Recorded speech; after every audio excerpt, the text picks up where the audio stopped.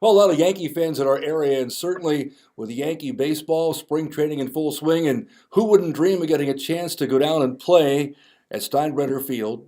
Yankees with some of the greats on hand. We are joined by Town Square Media's Drew Weisholtz. And Drew, you had a chance back in the offseason to do what many people dream of, certainly in New York State, that is get a chance to go down and play in the fantasy camp with the Yankees. Talk about that. It had to be a great time. It was an amazing time. It's as good as you think it is. Whatever adjective you can use to describe amazing or remarkable, it supersedes all of them. It was a dream come true for the kid and the adult in me. It's fantastic. You've been a Yankee fan, what, since birth pretty much? Yeah, absolutely. I just turned 40, which is the reason my wife surprised me with this as a gift. But yeah, I've been a fan as far back as I can remember. A lot of people, of course, follow the Yankees in our area, but few ever get a chance to actually walk on the field in Tampa. Few get a chance to hang with some of the greats of the Yankees in the past.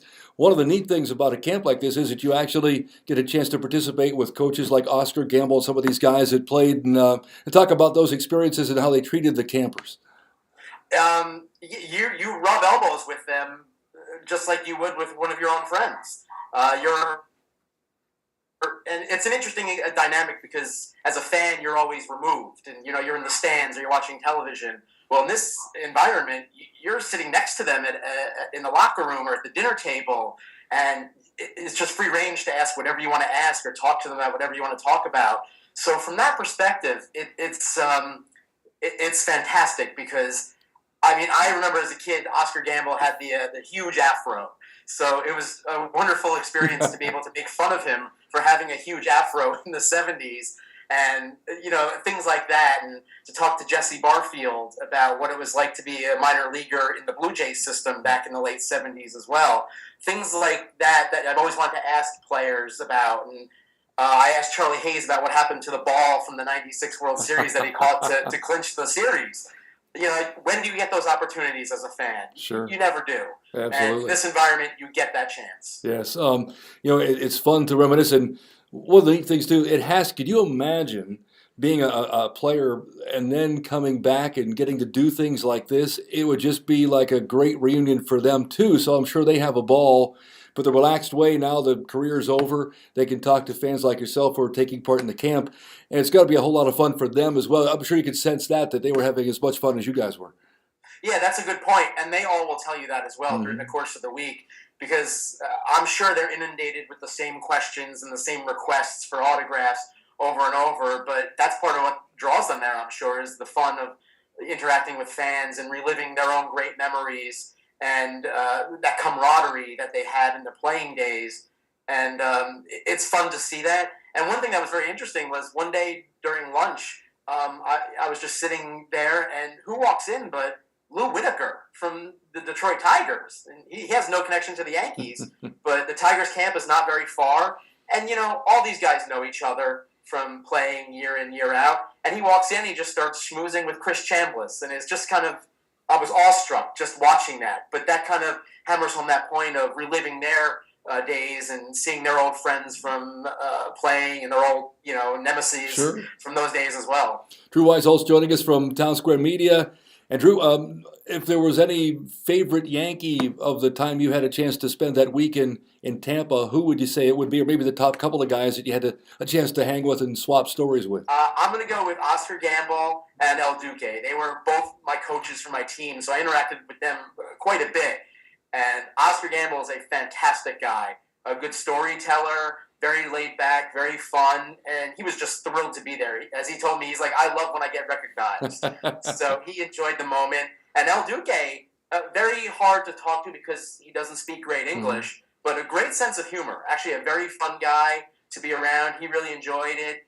He made sure to take us into the batting cages because our team was not hitting well for the first few days. So he takes in there and tries to give you some tips. So those are the guys I dealt with the most, and they were very friendly, very nice, and part of what made the experience so wonderful. Now, did some of the guys actually interact with you and play on various teams in the camp too, or were they all just instructors? Well, sometimes they'll go and pitch on occasion. That happens every once in a while. There's also the Legends game where you will play a 2-inning abbreviated game with the legends. So a lot of those guys will take the field. When I played, Mike Torres pitched, and then Tom Gordon came on in the 2nd inning. Tom Gordon could still throw, by the way. He was not messing around up there. I didn't face him, and I'm actually kind of glad I didn't. That's the thing. A lot of the guys that played pro, they try, but when the competition starts, the old competitive juices start to flow again, and all of a sudden they're right back at it. So it sounds like he still had his game on, ready to go at it.